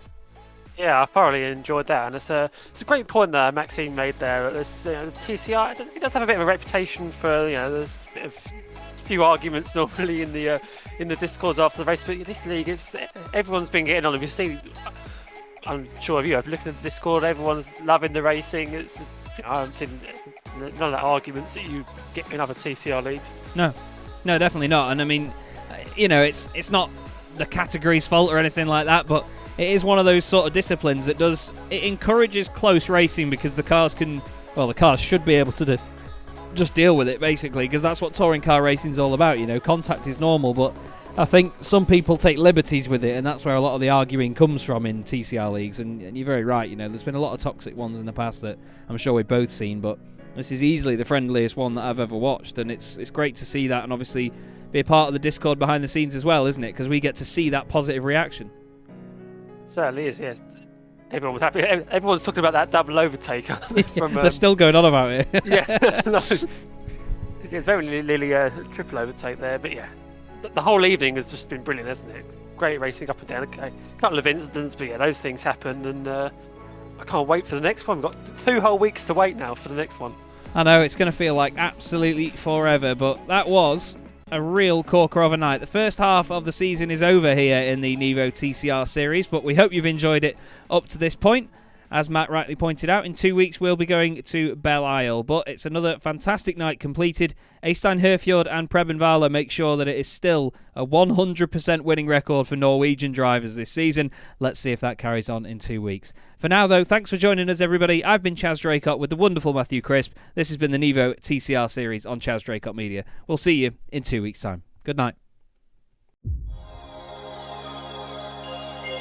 Opportunistic, still rubbing panels as they go together. It's folded the wing mirror in on Gerardo's car. Misano is such a difficult circuit for these guys to get right. There's a lot of start-stop sections around the back. It's a very, very quick section as well. It's a fantastic start from the 23. They're 4 wide there by the look of it.